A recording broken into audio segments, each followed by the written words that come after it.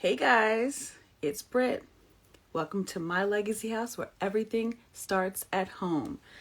We're just going to let people file into the chat per usual, but I do want to just quickly, while I'm here by myself, let you guys know about our programs. The Morris Young Legacy House is a 501c3 nonprofit organization based in Los Angeles, but we service everywhere. And what we do is we provide holistic mental health in the form of life skills, e-mentorship, empowerment, and other social services, including job preparedness, including gaining access to therapy, and things of that nature. Our programs are completely 100% free for our enrollees. All you have to do is go to the link in our bio and fill out a quick little application form. Hello, everybody coming into the chat. Thanks for being here. I'm going to get Lorenzo in here, and then we can get this party started. But I did want to just welcome you guys to week 9 of life skills for the Whole Warriors Collaborative and the Quality Queens Initiative for My Legacy House. Let's get Lorenzo. How's everybody doing? You guys can start answering in the chat your proud moments for the week and your opportunities for improvement for the week. Hi, Lorenzo. Hey, Brit. Hey, everyone. How are you doing today? I'm good. Yeah. How was your week? Thank God it was a short week. Mm-hmm. With Thanksgiving and everything, but overall it was good. Okay. It was good. No complaints. Give me a proud moment. You don't have no proud moments? Yeah. Yeah, I had to step out of my character a little bit. Hey, Joni. Go ahead. On Valentine's Day. I'm sorry, correction. Valentine's Day is in February. I'm sorry, Brett. On Thanksgiving. Okay. On Thanksgiving, I had to step out of character a little bit with family, but I was able to get through it. Okay. That's your proud moment? Is that your proud moment? Yeah, it's a proud moment because I didn't think I would be able to be breaking and taking back that part, but it's all good. Okay. It's a proud moment because I was able to control myself. Okay. In the midst of the situation and the circumstances. Okay, but I was able to control myself, and I was able to wind myself back in. Well, good. I'm sorry you went through that, but I'm glad that you were able to make it through unscathed. Thank you. And I'm afraid to ask, what's your opportunity for improvement? Opportunity for improvement is to just let things just brush off. Okay. Definitely don't let it get under my skin or get under anybody's skin. Just take it for face value and let it go. Okay. Well, I'm glad I'm not used to you being like this. I know. Seem low. I feel like I need to make a couple phone calls or something. I can use it, but I'm good. Okay. Well, today we are talking about getting triggered and hot buttons, so you're right on brand. I'm ready. But how excited are you? We're in week 9. Week 9, Britt. It's so hard to believe. Literally 2 months and a week into this. I just can't believe it. Yeah. Time is not waiting for anybody. Time is literally just flying past us. It never does. Yes, Diego, you're right, bro. Diego says, that's right, brush it off, do like Frozen and let it go. Come on with the Disney references. I love it. I am not mad at it. We've got people filing in the chat. Joni says, week 9, feeling fine. It's amazing that we've gotten through 9 weeks of our pilot programs for the Whole Warriors Collaborative and the Quality Queens Initiative. And I was just letting everybody know that these are free programs, they're empowerment programs, they're life skills programs, e-mentorship. Yes. We will be having in-person community events as the world kind of opens up, but this virtual community that we've been building, I'm so proud of everyone that has been participating and just being vulnerable with us. Yes. So I'm really excited. We've got 3 wonderful mentors tonight that are going to be joining us in the chat. We've got Diego, we've got Yolonda, aka Yolo, and we have Tess. So I'm very excited to get into this conversation with them and with everybody who's in the chat. If you guys are in the chat right now, please share the chat. What's up, ZP and Veronica? Please share this live with a little paper airplane that's on the bottom right-hand corner of your screen with your network so that they can join in the conversation if they so choose. But we will also have this recording in the live archives. So, and we will be posting to our IGTV and our YouTube channel as well. So YouTube. Welcome, Lorenzo. I hope you find some peace and solace in the chat room. I'm going to send you back there now, and I'm going to get our mentors in here so we can get this party started. And thank you. And listen, I just want to add this real quick, which, definitely, while we are the organization, which, planners, I think it's evident that we have our own, struggles and our own challenges.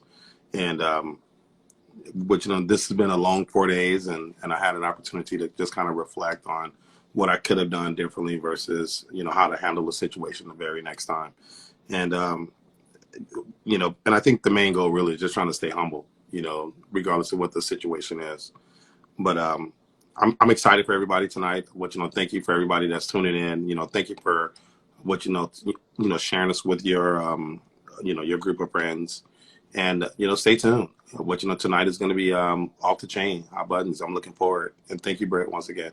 Thank you, everybody. Of course. You guys, make sure y'all send Lorenzo some love in the chat room while he gets out of here and we get our mentors in. Oh, by the way, so I have a sweatshirt on called Hashtags. Good friend of mine, Ashley Williams, an actress, she's a producer, she's just an all-around philanthropist and a wonderful woman, wonderful human being. Her and another friend of mine, Marcus Dupree, have a podcast called Platonic Nonsense. They are on Instagram, Facebook. I believe they're actually on like the podcast platforms, but definitely on Instagram. So I'll be sure to tag them in the description, and where you can get some swag from Ashley and also from the show. So they're big supporters of My Legacy House, and they're just great people. So I just wanted to shout them out for a little bit. All right. Okay, but and also, Brit, can you also make mention of the event last night? The event last night? Am I missing something? No, Rocket. Oh, well, yeah, I always do, and always Rocket's not even in the thing. Okay. But Rocket, or one of our amazing mentors, he has his podcast, The Black Men's Experience. Lorenzo was in the chat room cutting up last night during his podcast. That goes up on Sunday nights, 6:30 p.m. Pacific Standard Time, where Rocket, myself, and Rocket's friends go into detail and conversation about life and living as a Black man in America with a woman's perspective added in. And we just really trying to bridge the gap between men and women, and as well as building our community as a whole. So make sure you guys go there. I always tag the Black Men's Experience because Rocket is family. So hello to everyone in the chat room.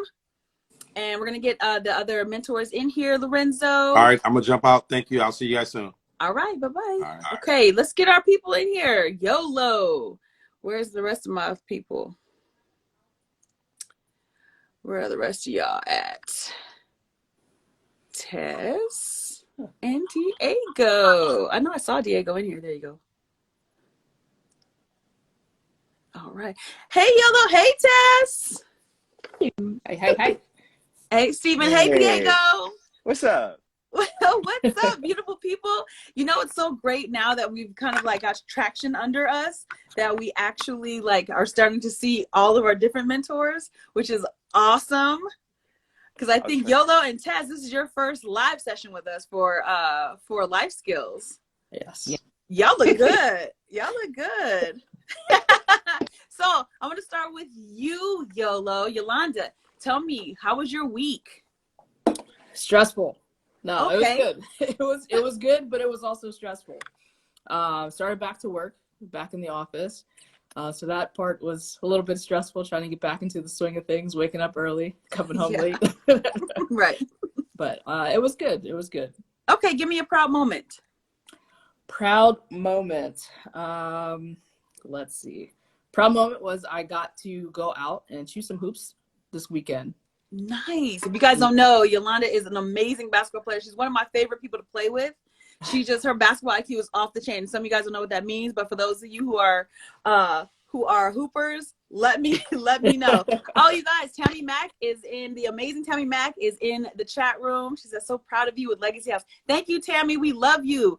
Friend to the organization. She's a supporter. She made it to the website because she's one of our esteemed donors. So thank you so much, Tammy. We love you and we appreciate you being part of the family. Sorry, Yola, back to you. Give me an opportunity for improvement. Opportunity for improvement. Take a few more seconds every day to kind of just recenter my energy when things start getting a little bit out of my control, and recenter and refocus on what I can control. Just take a couple seconds, count to 10, take that deep breath, and get back on the horse. Okay. Listen, I think I could take that advice too. Listen. Okay, Diego, let's go with you. How was your week? Hey, what's up, Brit? My week was good. You know what? It's funny because Thanksgiving was Thursday, but we've been celebrating it since last Saturday. So my house has been a childcare, adults yelling in the kitchen, kids coming up and down the damn stairs. I'm telling you, today was the first day where I was able to just be in bed and be like, you know what, world, you don't exist to me. So it was nice. It was I love it. nice. You look real festive with your poncho thing. No, check it out. Check it out. Yeah. Look at this. Look at this thing. Look at this. Hold on, you have fleece under there? Yeah. I love it. I went to Sam's and I was able to snatch this thing up, and I was like, you know what? I'm Go back doing and it. get me one. I got you, sis. I got you. I love it. I love it. So give me a proud moment. Proud moment. I'm not gonna go too deep with it. You know, proud moment. I had some neighbors over yesterday, and I cooked for them. I love to cook. We made a whole feast, and everybody was just stuffing their face. And that made me feel pretty good. They couldn't stop beating, so I was like, all right, there you go. My cooking skills, you know, plan B come through. I love it. I'm coming over there too to get some food. I'm not playing with you. Let's do it. Okay, so give me an opportunity for improvement, because you've had a great week, it sounds like, and I hate to do that, but you know, we're always moving forward and improving. You know what? That's part of life. If we're not growing and learning from our mistakes, then we're staying stagnant, you know? I think a very wise, young, beautiful woman once told me that I need to stop catastrophizing things. So I think my goal for this week coming up, and as we get closer into the beautiful holiday season, is to stop catastrophizing things and letting stress overrule me and fill me and make me doubt myself. I'll take it. I like that. I love that. I'm sure that wonderful woman that would be proud of you as well. I hope so, because damn, she can talk loud. All right, Tess, how was your week, love? Ooh, it was productive. I'll give it that. A lot of moving parts and whatnot, but it was very productive in a positive way. Okay, good. And give me a proud moment. Okay. I'm very proud of my work ethic. I'm a little more lax. I'm self-employed. I can kind of choose my own pace, but I got some events next month, and I was like, to buckle down, need a big year here. And I made a little plan for myself, and I've been sticking. So I'm really proud that I've been able to keep that momentum going so far. Okay, shout out for that work ethic. I love that. You know, when we can recognize that in ourselves and boost that up, that's amazing. Now, I don't know if we're getting some audio interruption where it's kind of clipping a little bit. I'll just try to monitor that, but if you guys could just monitor that, if you have to put on like either ear pods or something, I'll let you know if we can actually hear you guys. So give me an opportunity for improvement, Tess. I'd say along with that, time management, like my productivity has been a little chaotic, although it was good, but I want to make sure that when my events do come up, I'm not falling short and I'm not missing anything. So I think I need to go to my planner real quick and get a little timetables in order so your girl can do beautiful things on time now. I love it. So in the chat, Joni has submitted her opportunity improvement, move around, then grow and flourish and flourish. Or she was giving that as a advice. Miss Kiki says, same, love that improvement. I think that she was talking about the catastrophizing. And then we have Veronica that says her proud moment was letting go of a rookie I think I'm going to read this wrong. A rookie who withdraw and makes no deposit to the positivity account. Oh, okay, so we got rid of some negative energy. I like that. Diego, you can send that link to that person's inbox because they won't be able to click it in the comments. Oh, no. Right. It's all right. I'm here to help. Okay, so today we are talking about hot buttons. Now I want to ask you guys in the chat, and I'm going to go around the room to ask you guys, without me again telling you what things are before we start, what does being triggered mean? So we'll start with Diego. What does being triggered mean to you? Okay, so I think to me, being triggered it can be anything from someone's actions to someone's words, or even people who don't know how to drive, and that automatically sends you into a spiraling vortex of just anger, and you see red. And it takes somebody with a more of a mature emotional and psychological stability to kind of like pull you back from the collar and be like, hey, stop it, you're done. At least for me, that's what it is. That's what it is. Okay. All right. Yolo, what does being triggered mean to you? You guys in the chat, make sure you add what you guys believe being triggered, or what being triggered means to you. So I think being triggered has its both negative and positive spins, because anything can trigger us, right? You can smell a particular smell, a scent that reminds you of something that will trigger a memory, a good memory, bad memory. Any kind of negative trigger could be, PTSD from any kind of traumatic experience that you had will cause any kind of emotion, any kind of bad feeling and or good feeling. So I think a trigger can both be negative and can both be positive as well, because not everything is bad. All the triggers are not bad. Okay, Tess, what does being triggered mean to you? Kind of piggyback off of what they said. Basically, it's something someone may have said or an action that may have hit you a certain way or cause you to, feel it in your core. And I believe it, like you said, it can be something good or positive. It doesn't always have to be on the negative spectrum, but definitely something that resonates deeply within you that someone else has kind of forced you to kind of. Okay. Raina in the chat says, to spark a feeling in someone, negative or positive. Joni says, when someone hits that sensitive spot that ain't quite healed yet, when they test your gangster. Come on, Joni. When they test your gangster. And then Miss Kiki says, being brought back to a place you thought you healed from, which obviously wasn't the case because it brought you back there. I should know because I'm always triggered by my husband. When I think I've forgiven him, he does something similar that brings me back. And that is a very good illustration, because when we talk about being triggered, we're talking about re-experiencing symptoms of trauma when placed in a similar or sometimes dissimilar situation. So it's literally an echo or a repeat or a replay of emotions that gets set off in the body and in the mind when we are placed in a situation. So it's like our body remembers, or our mind remembers what we felt like, what we were doing, what we were eating, all that. And so when we get placed in a situation, it's like we get a flashback of that particular emotional response.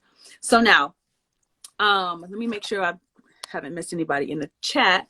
So triggers seem like they're hot buttons that other people push to engage you in conflict. But the gag is, we got somebody.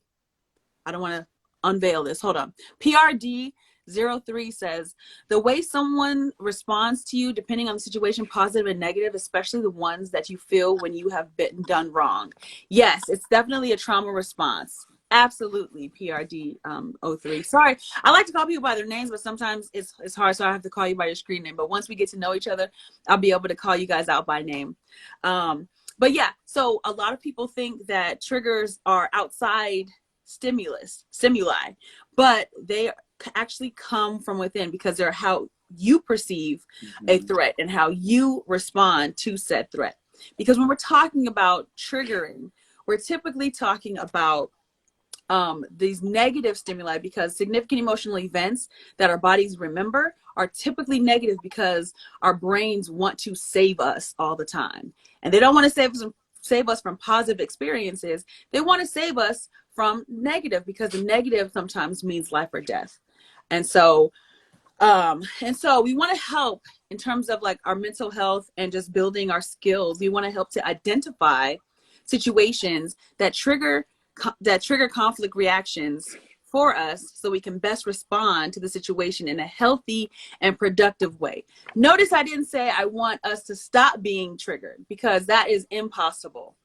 But what we can do is recognize when we're being triggered, recognize in our first world lives what is or is not life-threatening, and respond accordingly, especially in our relationships.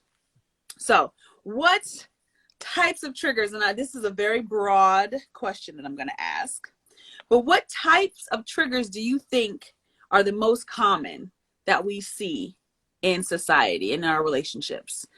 And I said wide berth for the answers, because it's kind of blending. So in the chat, what kind of triggers, what kind of situations are considered or can be triggering for individuals by and large? And we'll start with you, Tess. What do you think about the most common types of triggers?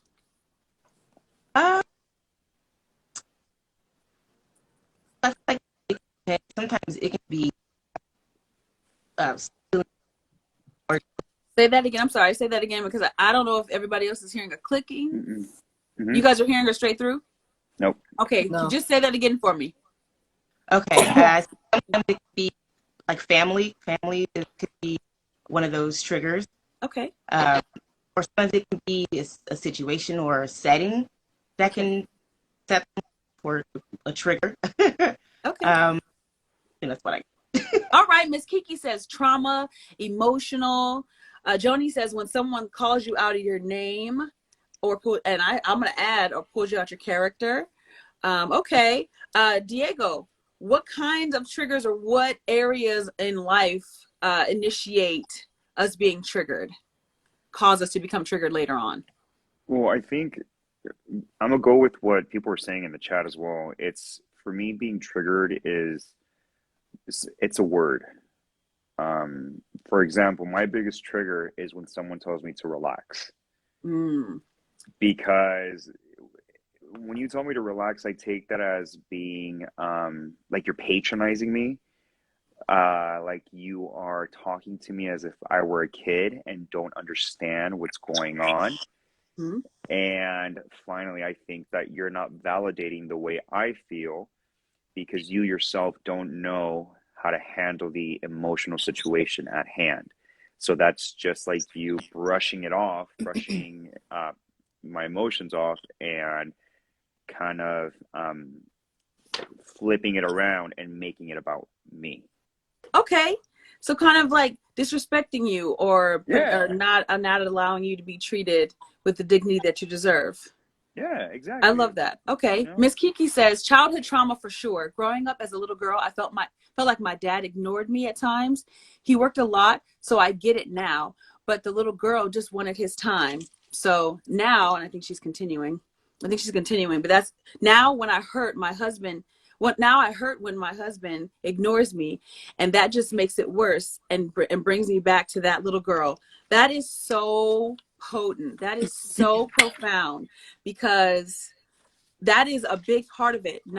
Feeling like you're not acknowledged, or like you don't matter, or that you're just abandoned. That is a huge triggering point for people. Thank you so much, Miss Kiki, for sharing that, because a lot of people experience that type of situation where the feeling that they had in that instance as a young child is brought back up to the surface when they're placed in a similar situation as an adult. PRD03 says politics, religion, relationship issues, racism. Yes, yes, yes, and yes. Because all of those all of those definitely fall under the category that we're going to be talking about in terms of types and common areas of triggers. So yes, all of these things are so polarizing. And when you talk about the psychology of children, we're all kids that just keep aging, but we're all kids. So we have that long memory for trauma, emotional and otherwise, that keeps ringing itself up in our adulthood. Yolo, I don't think I got to you to ask you about common areas of triggers. It's just a summary of what was already said. You know, abusive patterns in your childhood, family, friends, uncontrollable factors, being patronized, not being heard, being condescended, condescended against. You know, someone's not really listening to the words that you're saying, or they're trying to gaslight you. That's another trigger. And just blatant ignorance or just disrespect, all triggers. Absolutely. Joni says being broke is a trigger. Yes, it is. If you associate that with a trauma as a child, like if you associate being broke with not having shoes to go to school, so you're walking around in either too small shoes or inadequate shoes where you're now being caused pain or people are making fun of you as a kid, and those things tend to stick. So yes, I know you're sort of being light with it, but being broke definitely can be a trigger for people. Not having the economic stability is definitely a trigger for people, especially in their developmental years. So I'm going to pull the curtain back and give you guys the main areas of triggers. And you guys have all hit the nail on the head with the specifics of what you guys are bringing up as an example. So common areas for triggers and hot buttons are in areas of respect, criticism, hostility, physical resources, influence, and hostility. So all of those things that we've talked about, the condescension, the patronizing, the minimizing of feelings, like when Diego says that he does not like when people tell him to relax. I hate when people tell me to relax or to calm down, because clearly there's not a reason I see to calm down or relax. And that just means that you're dismissing how I feel. Mm-hmm. That is can be considered blatant disrespect.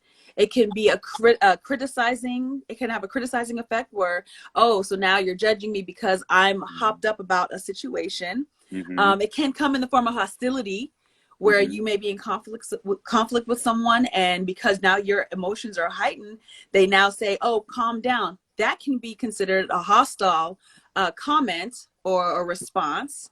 And then just influence, people trying to control you. A lot of times people will push and traumatize you in an effort to control you, and that will subsequently trigger you. It's a whole cycle, y'all. And we all have dozens of these triggers and these hot buttons. So it's not even like, oh, that person is perfectly sane. Perfectly sane. So in the chat, I want you guys to either come up with or tell me about a situation when you were triggered and it falls under one of those things: respect, criticism, hostility, influence or control, physical resources like being broke or not having enough things that you believe materialistically are important, and definitely I think I got all of them. Yeah. So tell me about a time, right? Sometimes I hate my mentors. Diego. So first of all, for those of you who are looking at this in the future and can't see the chat room, I gave a very specific example about over responding to trauma stimuli 2 weeks ago. And I likened that response to keloiding, which is an overreaction of our healing mechanisms in the body. And now Diego won't let me live it down, because now he's triggered by the word keloid, and he's just placed in the chat that the word keloid is pretty triggering. I'm triggered. Okay. Triggered. Your beard triggers me. So tell me about it, you guys. Tell me about situations when, or come up with an example of when someone may be triggered because of these categories, because this is a real thing, because you have to be able to identify it and slow time down essentially so that you can properly respond in a productive way that's not negative and that is not more destructive than the actual trauma stimulus that triggered you. So can you guys come up with any? Diego, since you're really, really participatory in here, can you give me an example of when someone may be triggered or may be triggering? Okay. So, in a relationship setting, when one of the two in the relationship either does something that he or she knows the other person doesn't like, just to spark some sort of emotion. You might do it just because either you want attention, or there's already a fight brewing up, or whatever the case is, but you need some form of reaction, and you either hit him with the relax, or you hit him with leaving the dishwater running, you know, or leaving cabinet doors open for some reason, you know, or, you know, we have, you know, some of us have a little extra, you know, little stuff to grab on the side, you know, you walk around and, you know, pinch it a little bit. Candles You of know, love. you don't know if that little pinch was the tip of the iceberg to send them, you know, down the cliff, you know, so things like that. And yes, I've done all of those things with my significant other. And you know what's interesting, because you said that person knows that it's a trigger, and I think that definitely falls under the criticizing. It definitely falls under the respect, but it also falls under the influence and control. So Yolo or Tess, do you guys have an example, or can you think of a situation? If not, it's okay. I would go with something more along the lines of, like, say, driving, for instance, when you're behind somebody and, well, even I've done this personally. As soon as the light turns green and somebody honks at me, and like the first second that it turns green, I will sit there and look in my rearview mirror like, oh, you in a hurry? I will deliberately sit there and be like, yep, I'm triggered that you're triggered. So I'm gonna sit here a little bit longer and I'm gonna pull off extra slow. Come on, I call that Miss Petty LaBelle. I'm about to say I call that a petty trigger. That's petty. It's a petty Come on, trigger. Petty LaBelle. Oh my gosh. It's a good like, trigger, but it's petty. As soon as the light changes, like, you didn't even give me a second to blink to see the light. But in traffic, that's one of the things that, or if somebody's driving extra slow in the passing lane because they're too worried about texting on their phone, it's like, get off your phone, get over. What are you doing? Pay attention. That's one of my triggers too. If I can, like, physically see them holding their phone or looking down, looking up, looking down while they're driving, that's a trigger for me. It'll just like, it get sounds over. like you have a road rage situation going on that may need some additional resources. So Miss Kiki says this trigger example is in the form of physical resources. So a mother goes through a hard month and can't feed her kids and struggles. Fast forward to future, she's good and all, and some house guest comes over and eats all her kids' snacks.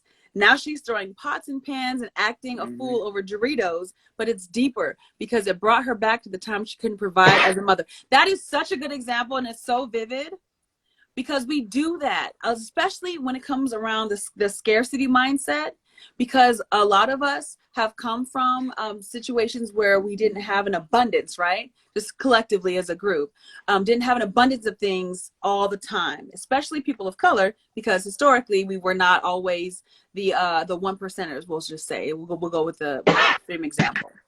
Bless you. And so then now, fast forward, you've gotten to a place where you're comfortable and all of that, and then something happens, like somebody eating up a snack or all of the snacks, when you can go to the store and get something, but you're triggered back to that place where you did not have it.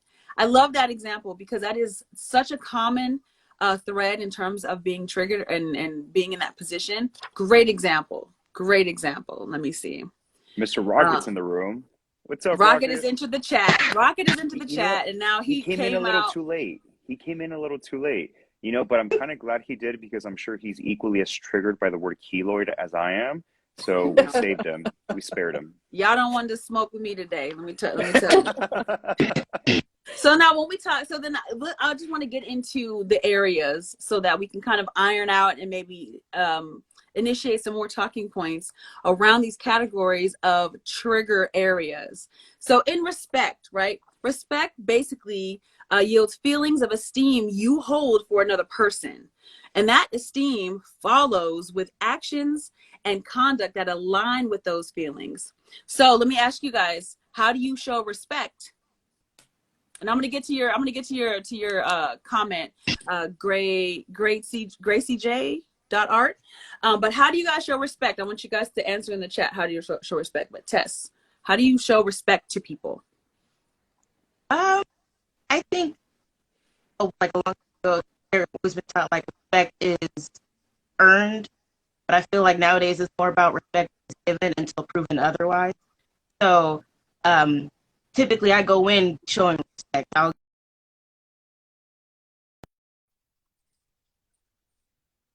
But if you prove that otherwise, then that's but you know, I go about throwing. If it's a kid, you know, I try to make sure that I'm open, I'm listening, and I'm giving them the attention that they deserve. But otherwise, yeah, I feel like respect is given unless proven otherwise. Okay, so it's given and it can be lost as opposed to it's earned and to be kept. Okay, I can rock with that. I can rock with that. And just so I don't skip over this comment, Grace J Art says for relationship and jealousy in terms of the triggering points, there was a moment when they lived in LA and they were with someone who was jealous of them going out to paint, or when they're focused on their passion. I think there's a significant other would come up with wild lies. Even I don't. You know what? This is really hard for me to decipher. Can you maybe explain it a little bit clearer, because I can't really get it. Grace J Art. I want to share your story, but I can't really follow it. In the meantime, you guys let me know how you regard respect, how you show respect to people. Diego, how do you show respect to people?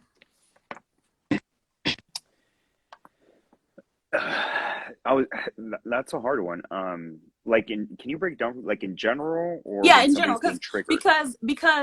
Because we're talking about treatment of people, because when we're talking about being triggered under the respect umbrella, we're talking about people not holding you in esteem and then having that particular esteem inform their actions and behaviors and conducts towards you. Gotcha. So how is it that you make sure you show people respect? Gotcha. So I think it was not the our live with conflict management or conflict resolution that I spoke in. Mm-hmm. And I mentioned something about gauging your audience, knowing who your audience is, you know, because you're not going to act the same way. For example, I'm not going to act with you like I act with Yolo or like I act with Tess. You have to understand who you're talking to, because each person mandates some form of sensitivity depending on what's going on in their life. So I think the way I show respect is by really listening to what they're like giving you. That way I know what to put forth to them. Being sensitive to their life, their world. That way they can reciprocate it, you know, when I need them to. I love that. Rhea kind of echoes that. So she tries to show respect by figuring out people's boundaries and trying her best to respect those boundaries if and once she's aware. That's huge, because when you're talking about holding people in esteem, you don't hold everybody in the same identical esteem, because everybody is not wired the same way. And all of this, because I don't want anybody to get lost in the sauce. We are talking about triggers and hot buttons, but in the categories or subcategories of the areas or common areas of being triggered, we're talking about respect. And that a lot of times the disrespect of someone will trigger them to a previous incident that was traumatic and significant enough to be etched into their blueprint of how they navigate through the world. So respect, and us understanding and identifying how it is that we can show respect to people so that we don't trigger them, because remember, we only see in other people what we see in ourselves. And so we are really talking to ourselves when we're talking to other people. And so respect is huge. So Grace 8 actually came back and clarified. So apparently, I guess Grace 8 would go out to paint and his significant other would accuse them of not being out to paint when they had they had receipts. And so that triggered Grace 8 to make them feel like they had to make a choice, probably between relationship and art. But that can be triggering because that was probably a trauma response, not believing that you were somewhere that you said you were. And then you being questioned and accused probably triggered you. And so, like I said, vicious cycle, and it doesn't help anyone. So Miss Kiki says, I don't know what happened to Diego. Miss Kiki says, in terms of respect, it's a hard one because respect looks different in different people. Exactly. So in summary, she shows respect by learning them, knowing them, and following their boundaries and values and listening to them. Absolutely. And I think we're on the same page with that one because you have to speak people's languages. It's like love languages are not isolated or relegated to just intimate relationships.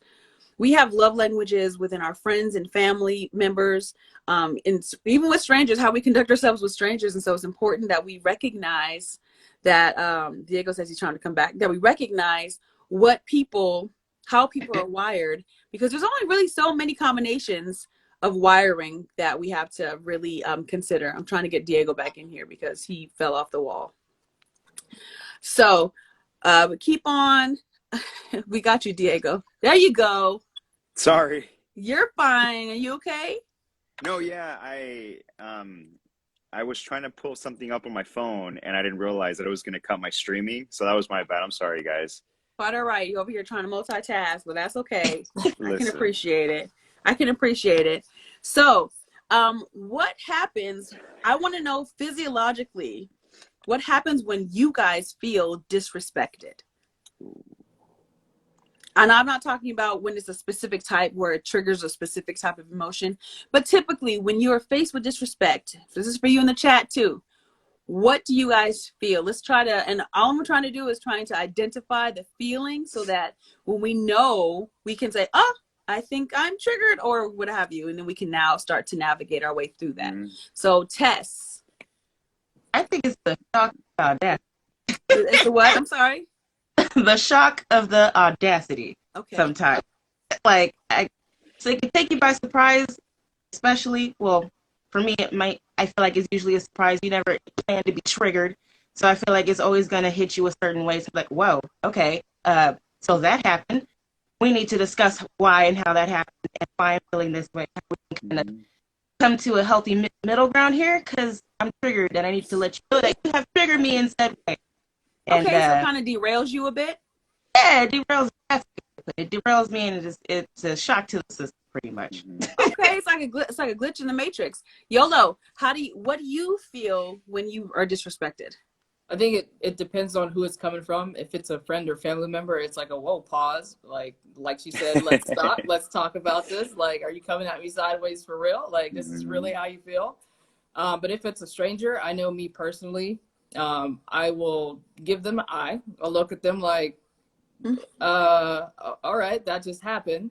And then I know my heart rate. Uh-oh, did we lose Brit? Yep, she's frozen. You know what? Because you froze right after you said you know. Oh. Yeah. So in my personal experience, when somebody does, regardless of who it is, when somebody does disrespect me, my heart rate goes up. I get hot. I can feel my palms getting sweaty because I turn in. It initiates that fight or flight mode. That experience, it comes over me, and depending on who it is, you'll either get these words, or I'll step back, take a moment, and be like, okay, let's really go ahead and discuss this. Let's get to the root of this, because this is not about to happen again. Okay. Rocket says he starts boiling.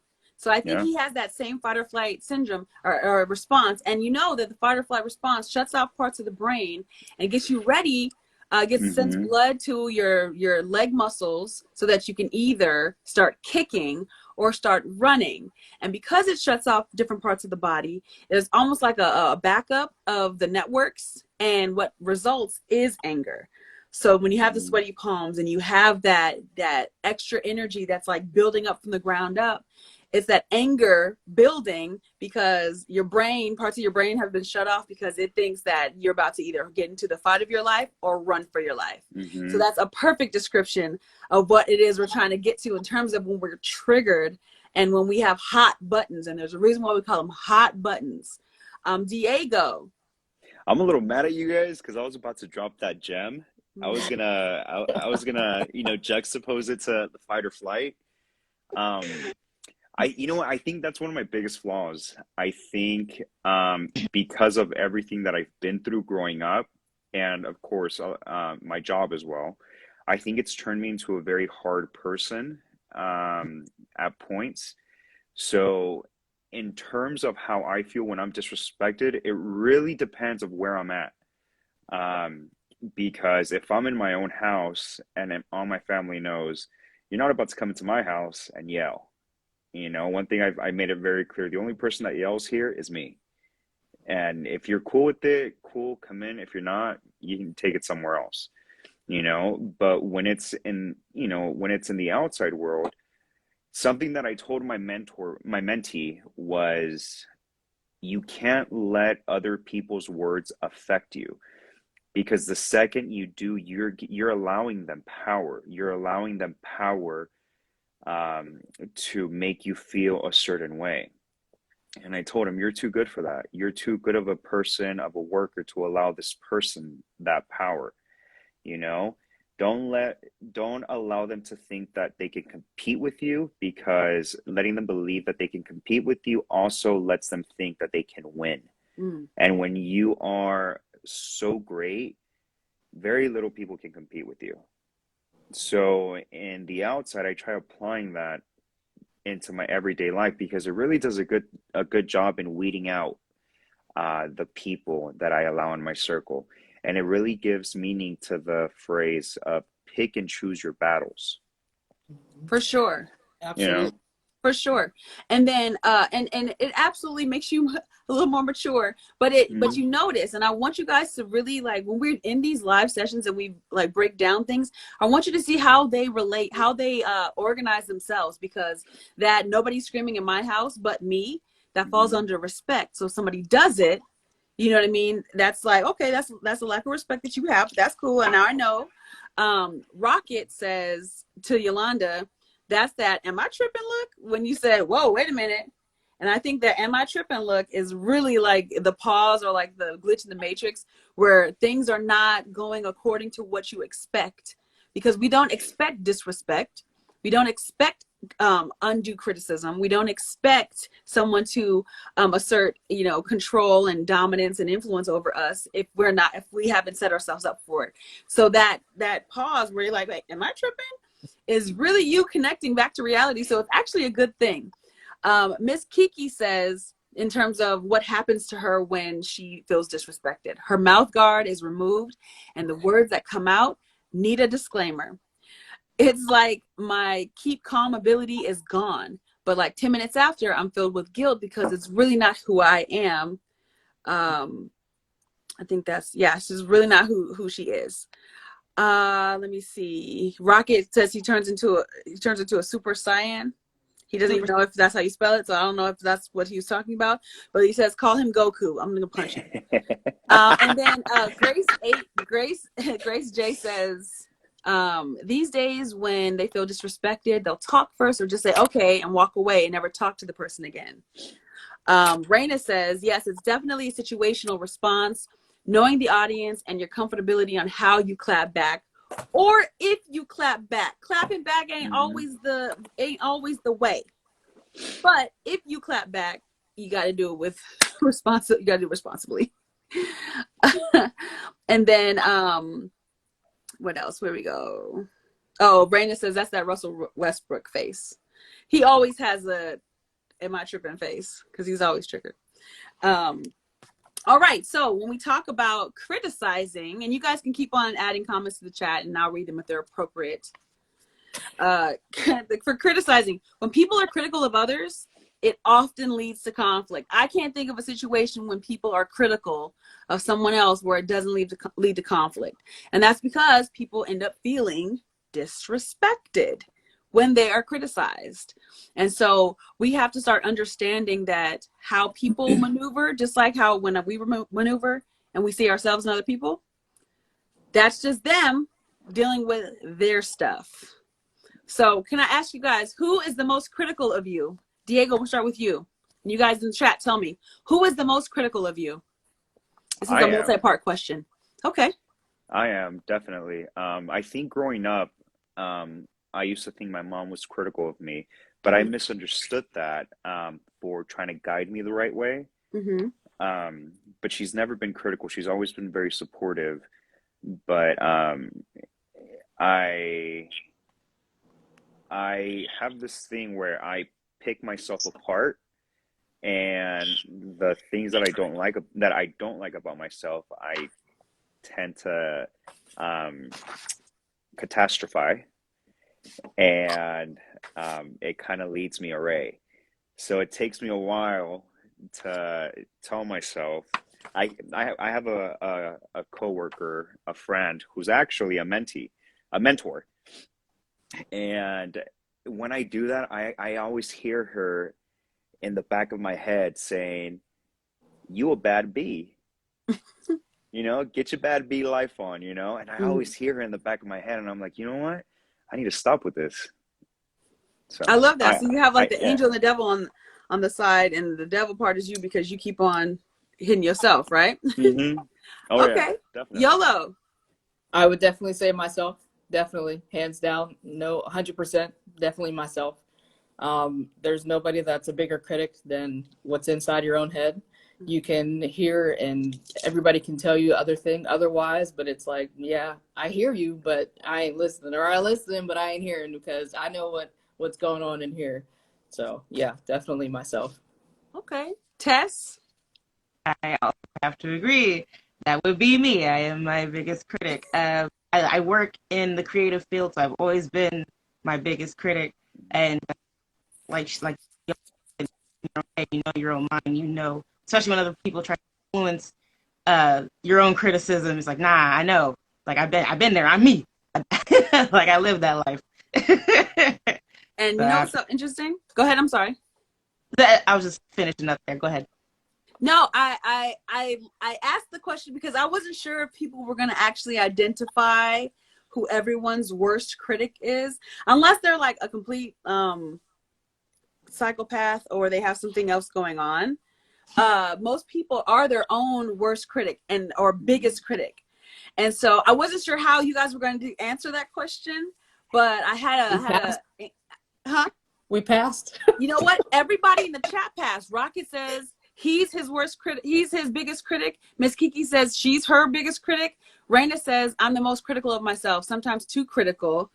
And then who else? Everybody. Lorenzo says I'm my biggest critic, and I hold myself accountable. Rocky says he be on his own head. Yes, we are our own worst critic. The reason why I asked this is because if somebody had said an outside entity was their biggest critic, my next question, and so I'm very glad that I get to ask you this. We have is it Elisa K? I don't know if you guys know her. She says she's definitely her biggest critic. Kimmy G says she's 100% her biggest critic. So what do you do? Because it would have been easier if this was an outside entity, right? For me to ask this next question. But what do you do when you are being criticized? And now you have to really think about it because you are criticizing yourself. So check out what you're doing to yourselves. What do you do when you are criticized? How do you feel? I'll go. Please. So it depends on what the critique is. Okay. Because if you're voicing something that I'm criticizing about myself, then I'm like, oh damn, they're seeing it too. So it must be true. It's not just in my head. And then I take that and add a little bit more onto it, and then it's just that until I sometimes can't even snap myself out of it, especially when somebody is voicing what you think about yourself. That one's hard. That one is really hard. That one touches you. Absolutely. So I love this. And mind you, I recognize that this is hot buttons and triggers, but I think that this speaks to our ability to heal ourselves and to use our community to help us heal. Because I ask, what do you do or how do you feel when you're being criticized? And Diego perfectly says, oh, you know, it's when an outside entity confirms what it is that I've told myself is when I really start to feel the feels, whether it's spiraling or catastrophizing. And so the challenge now is when somebody confirms what it is that you have identified that maybe need fixing or what have you, you should feel, and mind you, I know this is a long road and what I'm about to say is going to be so much easier than said than done.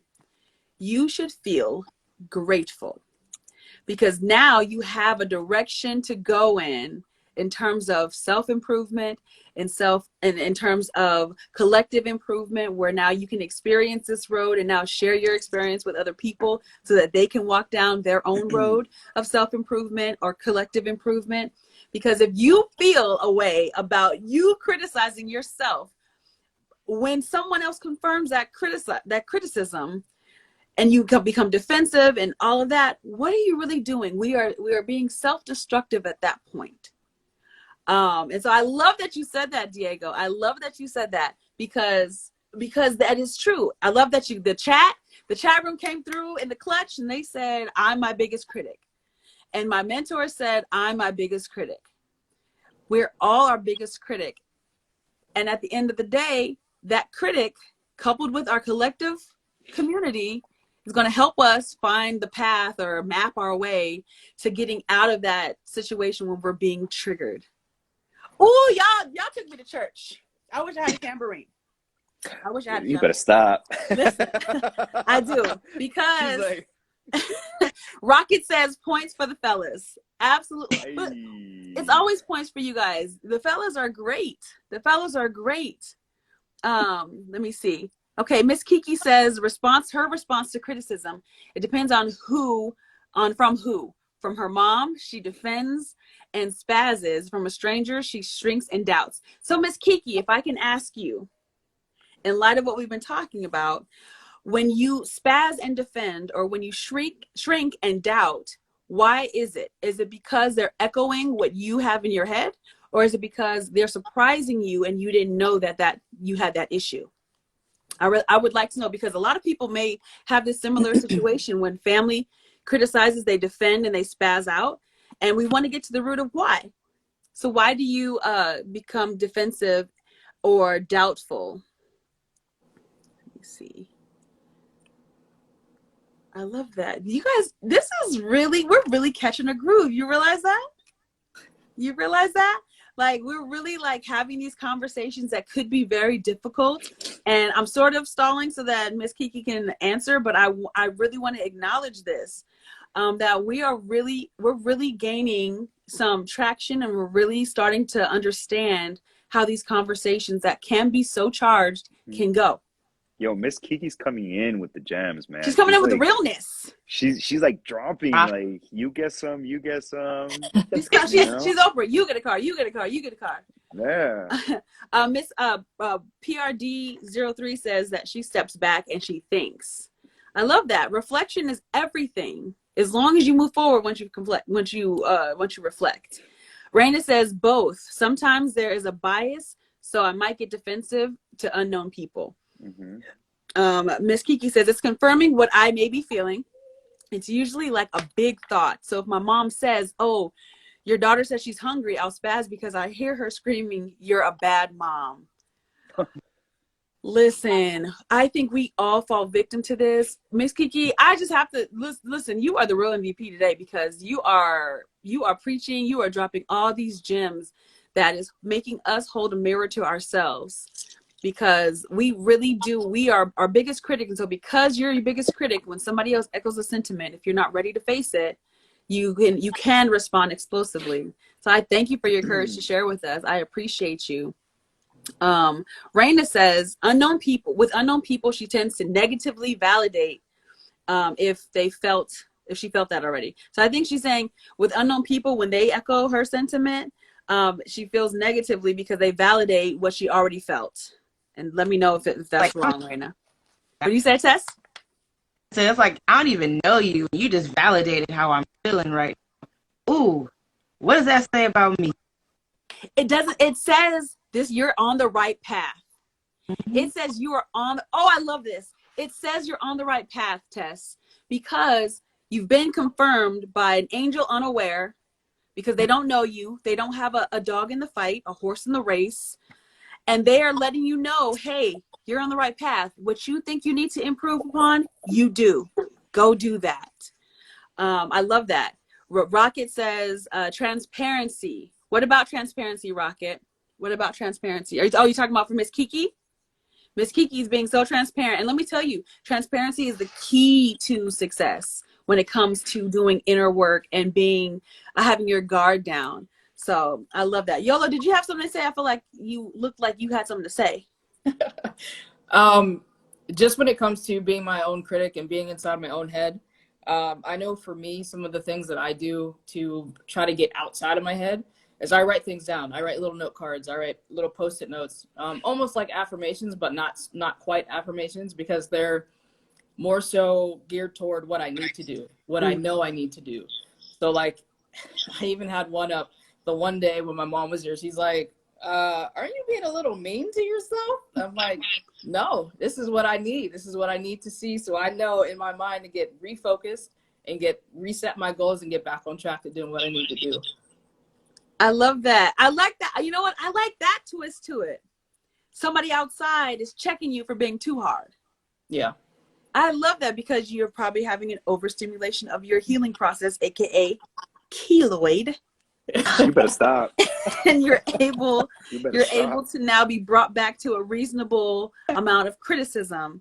I love this. I love community. I love it. So I want to make sure we haven't missed anybody in the chat before we move on to the next thing. So I'm going to take this opportunity to do our PSA, our commercial break. So this is My Legacy House, the Morris Young Legacy House. We're a 501c3 nonprofit organization providing holistic mental health and social services to y'all and everybody else. We do that in the form of empowerment, e-mentorship, and social services in regards to gaining resources for individuals, whether that be job opportunities, whether it be educational opportunities, whether it be therapy, or 5,000 other things. We will be having in-person community events once the world opens up. But for now, we're living on the internet. And we just welcome you to our Whole Warriors Collaborative and our Quality Queens Initiative. Those are our men's and women's empowerment programs, where we have people who are enrolled, and what they do when they're enrolled is they get partnered with a mentor, some of which you see here on the video, some of which we are in the chat room. And all you have to do is go to the link in our bio to sign up. It's completely 100% free. And it's a 52-week program. So we're in week 9, but wherever you start, that's your week 1. So you will definitely get 52 weeks no matter when you start. I don't care if you start in week 51 of where we are in our current calendar. You will get 52 weeks because every week is something different. We end up having a men's and women's retreat. We'd love to have you guys as a part of that. We really just want to build and rebuild our communities from the grassroots up to stable out our mental health. If you need extra assistance that we do not provide, we have our networks that we actually connect you with so that you can get those resources. So definitely check out the link in our bio, or you can hit up any of the mentors that are in the chat or that you see on our Instagram page. And that is what I'll say about that. I'm getting better. Every week I'm getting better, y'all. Thank you. Thank you. Thank you. Thank you. I was waiting for the My Legacy House where everything starts at, and then we were all going to say, home. Okay. So that is My Legacy House where everything starts at home. Everything starts at home. Absolutely. Absolutely. Okay. So next things next, because it was not the first thing, right? Let me see here. Making sure everybody, I told them how they can sign up, Rocket. Rhea says, period. Rocket participated in the chat. He typed in home. So let me ask you this, because now we've gone from criticism to influence and control. Who tries to control or influence the way you behave? Hey, Ty French. She's at home too because she knows what we're doing. Who tries to influence or control the way you behave, and how? So in the chat room, I'm gonna let y'all think about it. But in the chat room, tell me who tries to influence you, who tries to influence or control you, and how do they do that? All of this is coming back around. Y'all know how I do it. All this Rocket said women. Okay.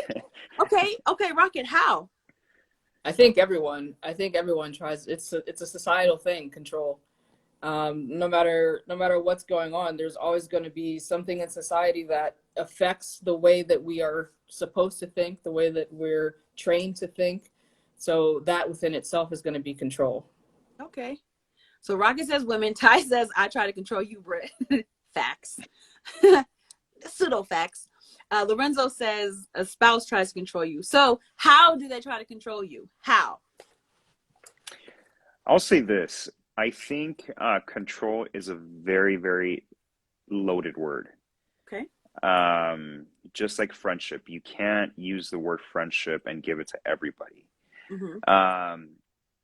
For me, it's not much of control as it is influence. Mm-hmm. For example, before coming of age, before doing what I do now, I was very sheltered. I didn't know many bad things occurred in the world. And as I started going through life without anybody putting blinders on me, I started realizing, wow, like, bad things do exist. Bad things do happen to people. And I think it was my day-to-day exposure or relationship with these various things that haven't controlled who I am, but that have influenced the person that I am now, to the point where now I myself am forming my own idea of things, my own idea of life, my own idea of who I am and what I want to be. Okay. So in that sense. Okay. And yes, when I say control and influence are going to be part of the same, or are going to be exchangeable in this sense, in this particular sense. Lorenzo says your mental stability, and I think they're saying how they control how your mental stability, how you think, how you do things. It all depends on the other person. Rocket says by how I think, how I should react, how I speak. So these are all valid. Why do you think people try to control situations and other people? Why do you think they try to control? Anybody? I can't hear her. Would you say Tess? Start over. I said it might be because they want to manifest a certain outcome. Okay. Yeah. Okay. Anybody else? You guys? Yolo, Diego? Why do people try to control or influence situations and people? I would say fear. I would think fear has a big key role in that. They don't want to get things to get out of hand. So in order to control the situation, they try to stymie everything, keep it mute, don't get out of control, don't get out of hand, because I won't be able to reel you back in. So I'm going to do what I can to keep these fires doused. Absolutely. Ty French says to protect their image if they're connected to you. So is that to protect their image of you if they're connected to you, Ty? Is that what you mean, or just protect their image, period? To protect the image of them if they're connected to you. Protect their image if they are connected to you. Okay. Miss Kiki says they try to control because they lack control in their own life, so they prey on those who easily allow them to control. I love that, Miss Kiki. I'm going to swap out the word prey and say project. Yes. They project onto those who easily allow them to control. Okay, Ty is talking about outer image, so they're trying to protect their outer image, so they try to control.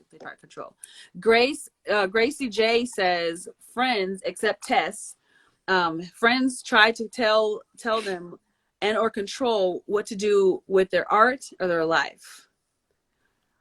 That's a big thing. That's a big thing. And then everybody's amen and Kiki and Diego. Yeah, control is fear-based.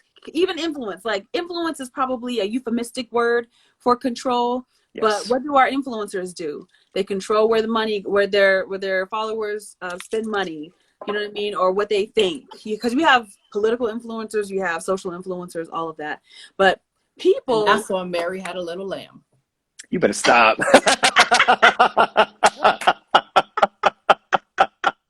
Y'all get on my nerves. I love it. And that is on Mary Had a Little Lamb, okay? And Lil Bo Peep, because she lost her sheep. And on keloids. She lost control. Lost control.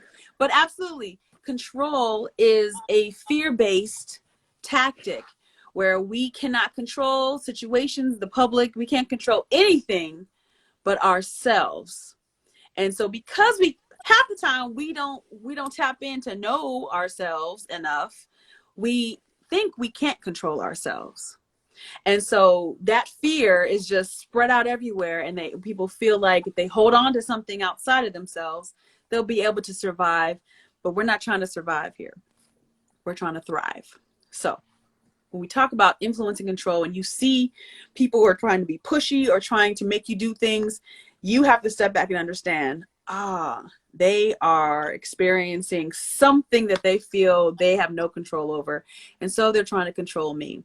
And so instead of resentment or annoyance, we should feel compassion.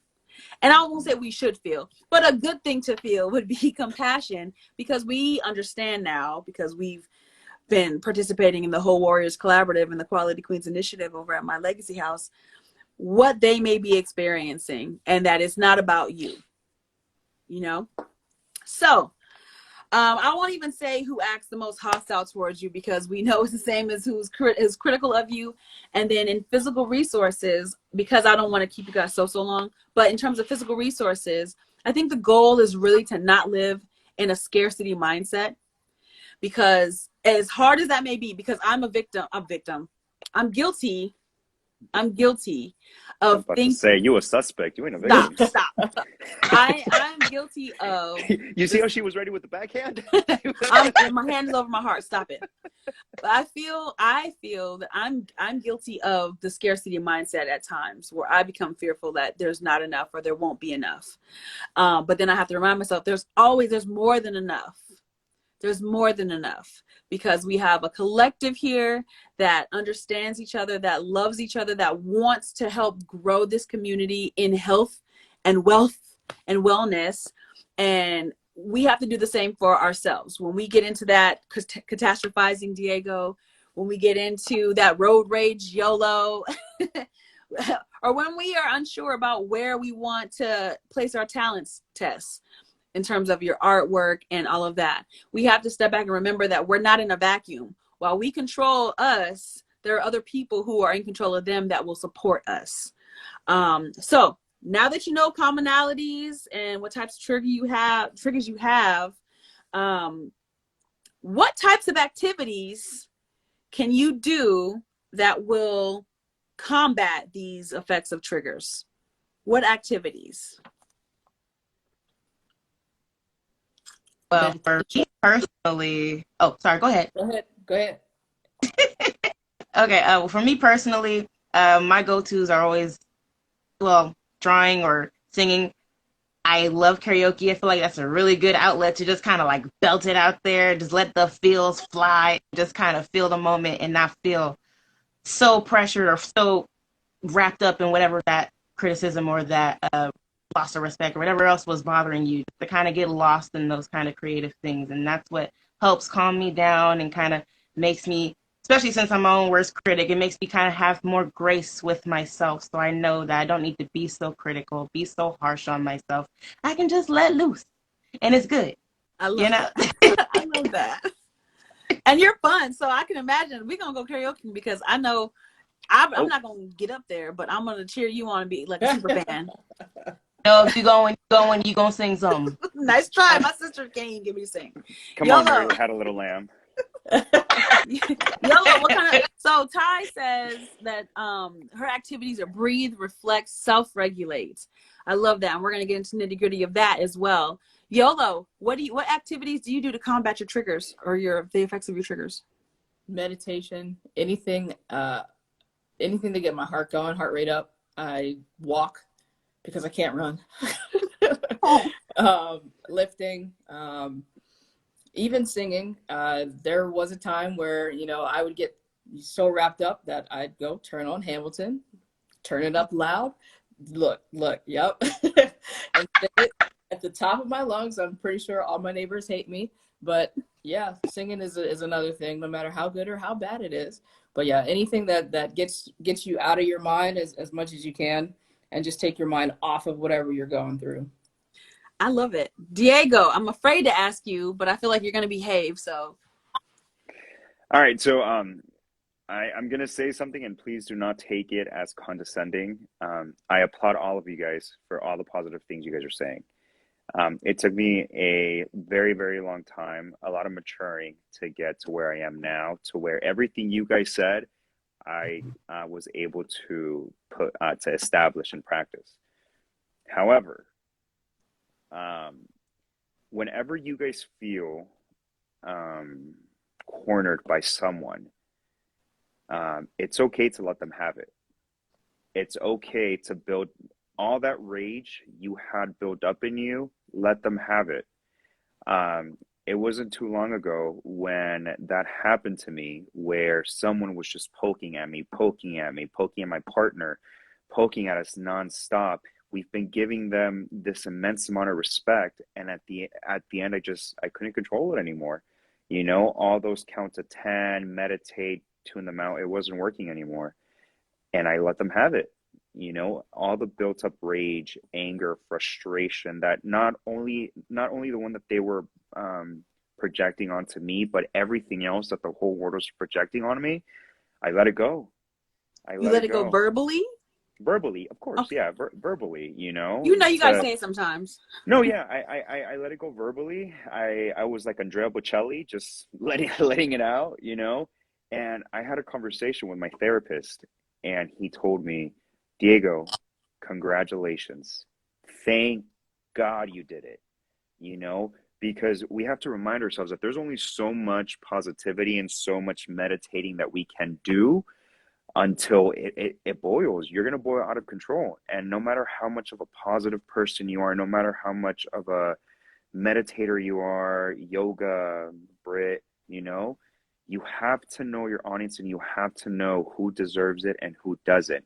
And when you give it to them, don't think that they won, because at the end of the day, they're the ones who's shutting up, and you're the one that feels 100 pounds lighter.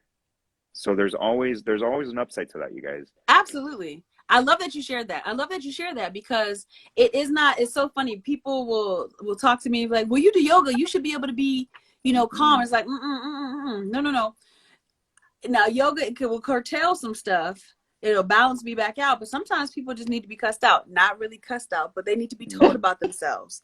They need to be told about what their actions, and I don't just mean just tear people down. And I don't think Diego means that either, but just letting people know, communicating very effectively that they're messing up, yo stilo, because you're doing your best to stay within your peace bubble, but they are doing their best to poke at it, and now they're gonna get all of it.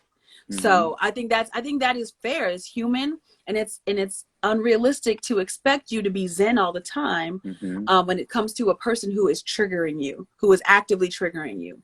In a situation when you feel triggered, I think that you can definitely employ the use of meditation and exercise and journaling, because Miss Kiki, she mentioned, I think this is a delayed comment, but she says, my trigger, ignoring my plan of action, shifting her mindset around what ignoring means. So respect that everyone doesn't want to talk through an issue, and she gives space, and she journals, and she prays. Miss Kiki, you need to be running this thing, because listen, Gracie J says they draw, they play some games, they bike around town, or they feel like they're flying sometimes. And then Ty says, yes, Diego, some people need to be checked. It's the only way they'll learn, and they're kinetic learners, but they auditory learners too.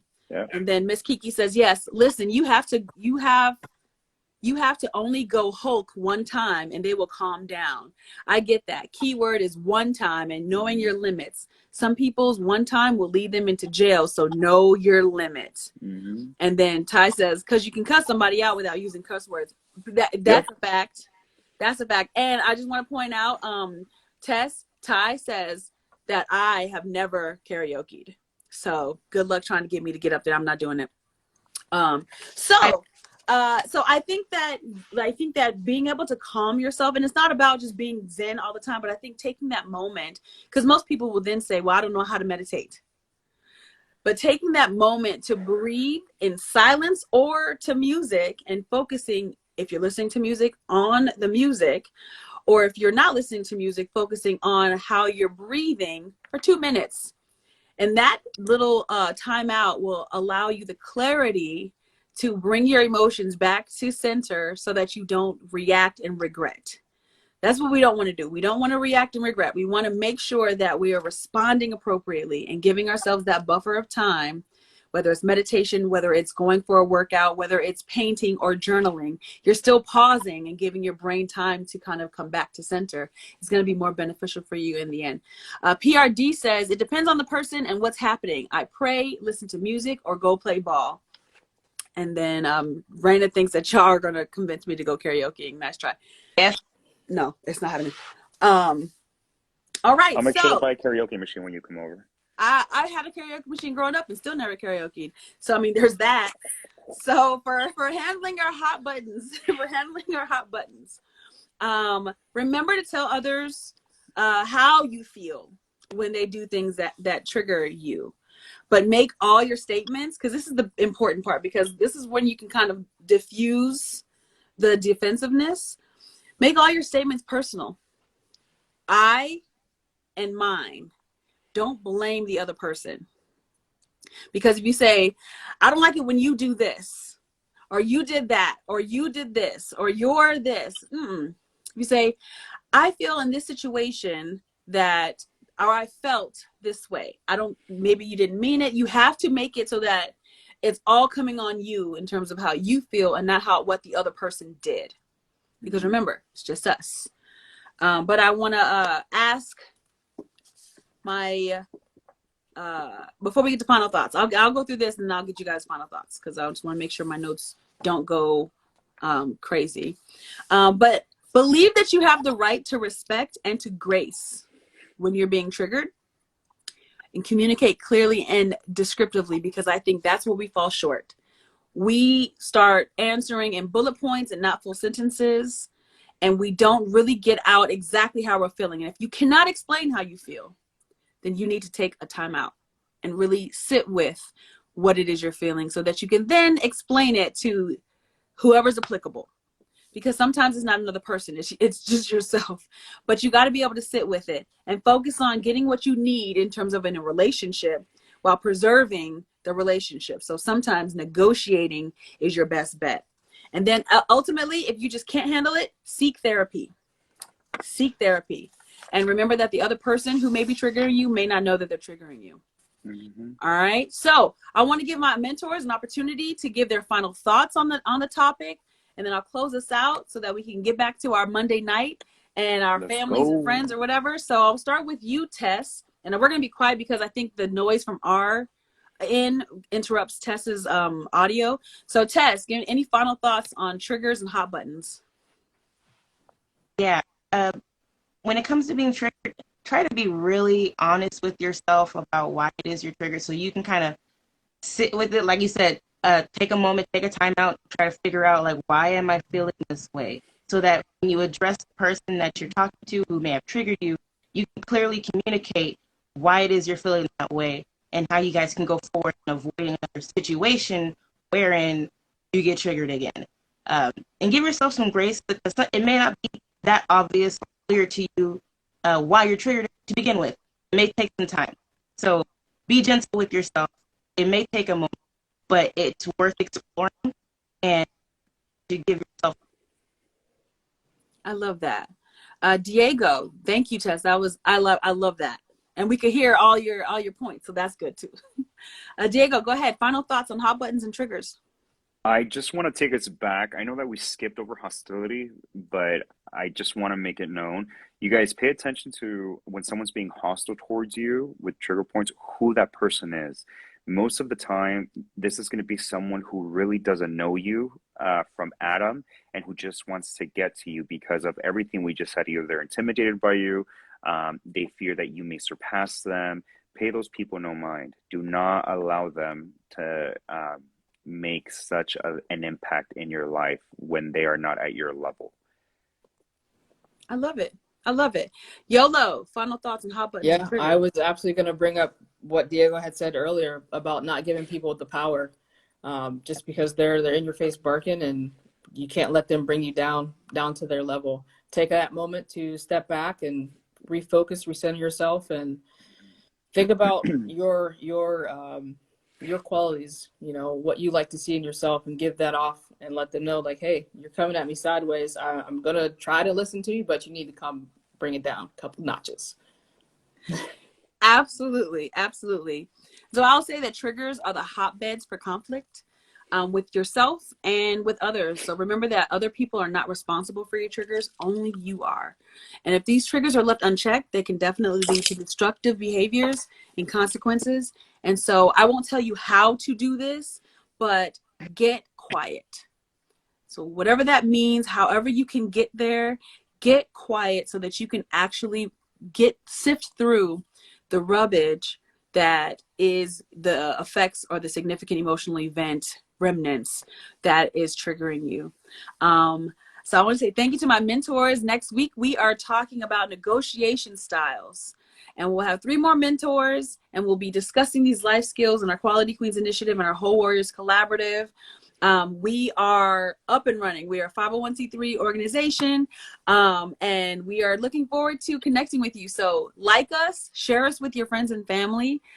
We want to hear about what you guys want to talk about. If it's not in our curriculum already, we'll definitely try to include it if we get enough of the same thing. But we love you guys coming in here and participating. This is so great. This conversation can't happen without you. So I'm going to read Miss Kiki, because Miss Kiki has the floor tonight. She says, they say home is where the heart is. Home is where the healing starts. Both are true. Home is where the hearts are, but most of the world's hearts are broken. Great combo, and thank you. I love that. I love it. Thank you, Miss Kiki.